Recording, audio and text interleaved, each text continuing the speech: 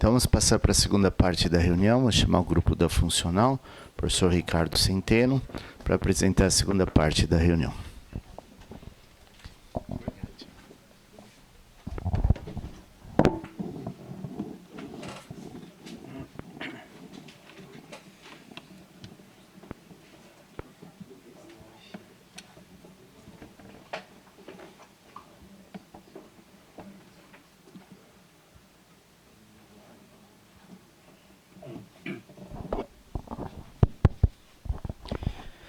Bom dia a todos, meu nome é Kevin, tá? Eu sou fellow da Neurocirurgia Funcional e da Cirurgia de Epilepsia. E hoje nosso tema vai ser estereoeletroencefalografia, indicações e passo a passo do procedimento. Bom, primeiro que a eletroencefalografia é uma técnica de investigação invasiva em que nós vamos utilizar eletrodos profundos para poder guiados de estereotaxia para mapear zona epileptogênica. Então, ela é uma técnica que já foi desenvolvida desde 1950 e vem sendo aprimorada. E a principal indicação dela é ser usada na epilepsia fármaco-resistente com a zona epileptogênica, que não pode ser definida por métodos não invasivos, certo? Então, como é que ela é indicada? Quando é que ela é indicada? Primeiro, no processo de investigação não invasiva, nós temos uma discordância, né, de dados semiológicos, dados de ressonância, SPECT e PET-scan. Então, são dados que não são concordantes. Ponto 2. É uma epilepsia, em epilepsias focais complexas, em que nós temos redes epileptogênicas. Então, multilobares, então, vem do lobo frontal, temporal, crises com uma área de propagação rápida, então não dá para delimitar a zona epileptogênica que se iniciou. E também quando nós temos a origem da crise em áreas profundas, áreas mesiais, ínsula, hipocampo, por exemplo. Uma ressonância negativa, então nós temos todos os dados vídeo, PET-scan, PET alterados, mais uma ressonância que não mostra nenhuma alteração ou lesão estrutural. E uma epilepsia multifocal ou bilateral, em que nós vamos buscar um foco dominante, tá? Bom, além disso, também ela vai servir para mapear e também limitar áreas de ressecção em áreas eloquentes como linguagem, área motora e sensitiva. Baseado nisso, nós temos que responder uma pergunta ao indicar um estereoeletroencefalograma. Então, temos que entender que ela faz parte de um processo de investigação. Então, ela começa com uma pergunta clara. Então, você não usa para investigar de forma aleatória um foco epileptogênico. Ela parte de uma pergunta clara, parte de uma hipótese principal. Então, quais são as perguntas que nós devemos responder ao indicar este procedimento? Onde é que se inicia a crise? Então, é um início e que tal real? Né? Nós podemos estar vendo um sintoma do paciente que pode ser simplesmente uma área de propagação. Ponto 2. A rede epileptogênica organizada. Então, é uma área, a gente vai fazer um estudo de como aquela área, aquela rede epileptogênica funciona. Então, ali ela inicia, ali ela propaga. Existe algum foco dominante? Em caso de epilepsias multifocais, nós vamos pesquisar alguma área específica que tem um domínio e uma crise de maior impacto. E a regra principal, né, é não implantar para procurar um foco. Né? Tem que implantar quando eu tenho uma hipótese eletroclínica bem importante. Como a epilepsia farmacorresistente é a base de seguir uma investigação invasiva. Então, preenchido os critérios de epilepsia farmacorresistente, seguimos para um caso ilustrativo para que vocês possam entender de que forma é aplicada essa técnica no processo investigativo. Então, nós temos um paciente masculino, 4 anos, com um diagnóstico de esclerose tuberosa, com teste genético TSC2 positivo, e com epilepsia farmacorresistente estipulada, com cerca de 30 a 50 crises por dia. Já tinha feito uso de vigabatrina, ácido valproico, nitrazepam, dipropíramide, vários medicamentos, dieta cetogênica, e tinha chegado aqui para o serviço em uso de levetiracetam, lacosamida, sirolimus, cenobamato e canabidiol. Além disso, também já fazia uso do VNS com um parâmetro de estimulação que a gente considera já bem otimizado, bem elevado. Então, para resumir, nós temos uma contextualização da esclerose tuberosa e epilepsia, em que nós temos uma doença de base genética que predispõe uma hiperativação da via mTOR, e como é a esclerose tuberosa, ela, além de tantas alterações, ela se pronuncia na epilepsia, através de principalmente com túber corticais, e displasias corticais, além de nódulos subependimários. Então, é uma doença de base genética que tem predisposição a uma malformação cortical, predispondo a uma epileptogênese de difícil controle, impactando no desenvolvimento importante do paciente. Então, baseado nisso, nós temos um impacto altíssimo na vida dos pacientes, com atraso global, além de várias crises que impactam. Então, esse paciente ele vai iniciar um processo de investigação para essa epilepsia, e aí nós utilizamos o vídeo. A investigação não invasiva consiste nesses 3 exames: ressonância de alta resolução, vídeo, PET scan e SPECT e tal. Então, ele preencheu o critério, né? Nós temos um paciente que preencheu o critério de refratariedade e tem várias lesões suspeitas. Então, ele tem essa indicação para seguirmos. Então, baseado nisso, a esclerose tuberosa ela tem um respaldo na literatura que nos diz que, geralmente, no caso, 82% das crises focais tem essa característica. E o que é que ela fala? Que geralmente nós temos um foco dominante. Então, com esse respaldo da literatura e essas hipóteses, nós seguimos a investigação. Nós temos um vídeo que tinha várias crises e principalmente com foco fronto-central na linha média bilateralmente. E tinha um certo predomínio à esquerda. Então, nós não definimos um foco específico e nós vimos que é uma epilepsia multifocal. Seguimos para a ressonância e tínhamos várias áreas de túberes, frontais, parietais, temporais, enfim. Também não tínhamos uma lesão específica. Porém, tínhamos uma lesão maior, que também na região paracentral a gente suspeitava que poderia vir essas crises, que eram as crises de maior impacto, próximo à área motor suplementar. Temos um PET scan, que nos mostrava também um predomínio de hiperfluxo na região parassagital bilateralmente. Então, a conclusão foi que nós não tínhamos um foco.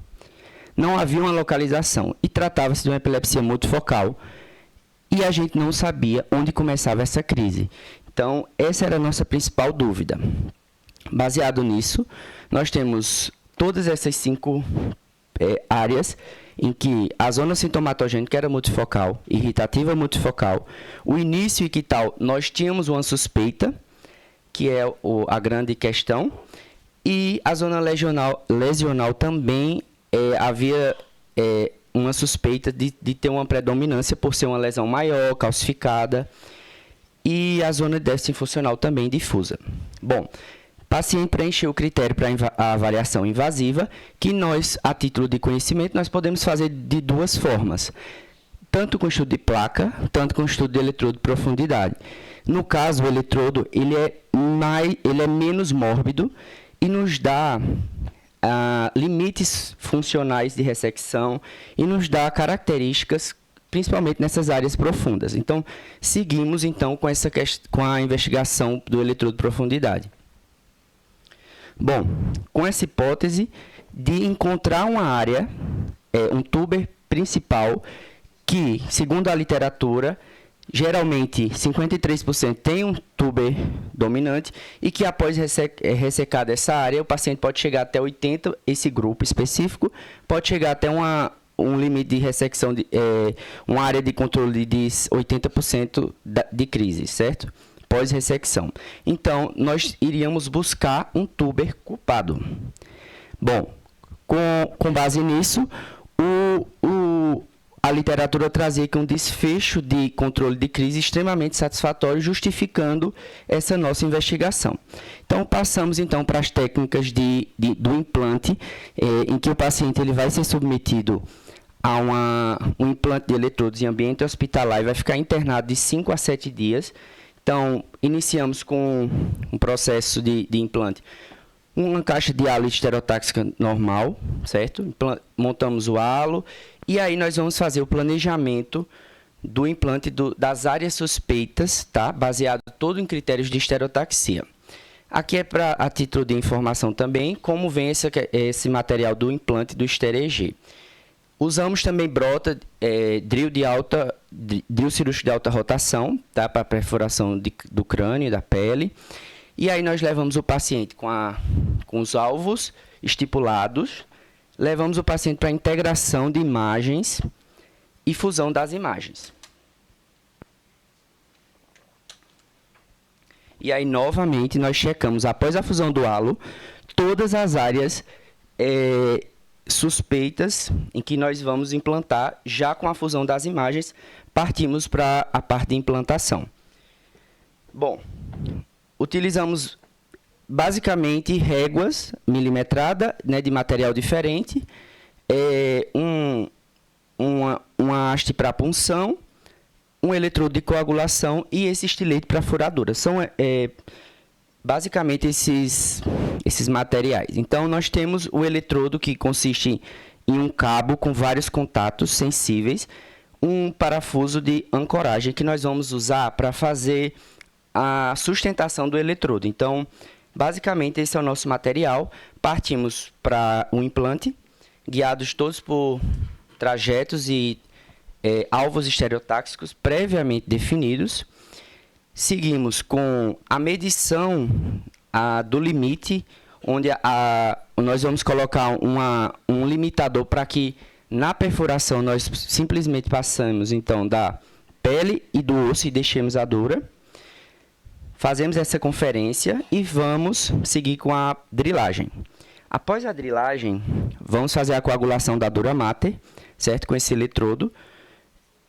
E, por fim, fazemos uma durotomia com aquele estilete, todos com esses limitadores que nós utilizamos, todos com os limites estereotáxicos para que a gente não perfure e lesione o parênquima. E aí, por fim, após feita a durotomia, fazemos a ancoragem do parafuso e fixamos no osso. Introduzimos o eletrodo naquela determinada área, retiramos o fio guia, né, do eletrodo e, por fim, finalizamos o implante do eletrodo, ficando com esse aspecto. Aqui nessa imagem, nós vemos todas as áreas que foram previamente definidas e, após esse implante, nós realizamos uma imagem, essa aqui é uma imagem ilustrativa, né, para fazer, no final, a integração entre ressonância e todos os pontos que nós investigamos, certo? Então, aqui há um mapeamento, há um trabalho intensivo com a neurofisiologia, em que nós fazemos um mapeamento de cada eletrodo, nomeando e numerando o eletrodo com o respectivo contato. E o aspecto final, nós temos aqui. Então, são todas as áreas suspeitas em que nós vamos estudar. Eu vou mostrar agora um vídeo simplificando passo a passo, rápido.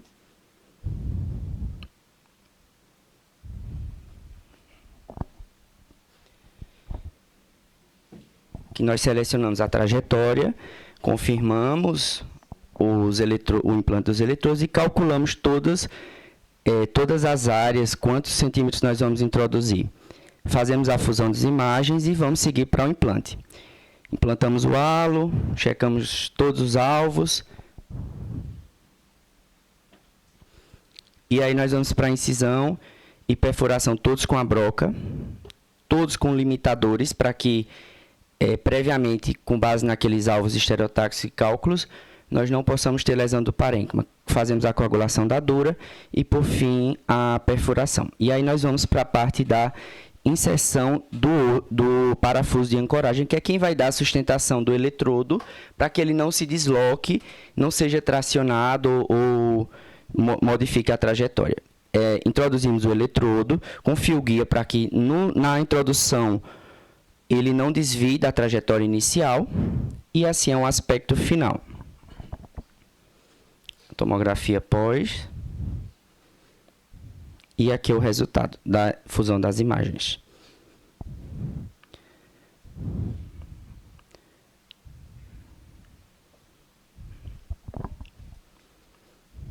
Bom, conectamos cada cabo com o aparelho que vai fazer essa análise, é um aparelho de neurofisiologia, e aí o paciente segue para a unidade de internação de vídeo, para que nós possamos... Aqui é o aspecto final do curativo, ele segue com todos os eletrodos numerados e nomeados, tá? E seguimos para a reconstrução das imagens, para estudar as áreas que nós vamos estimular.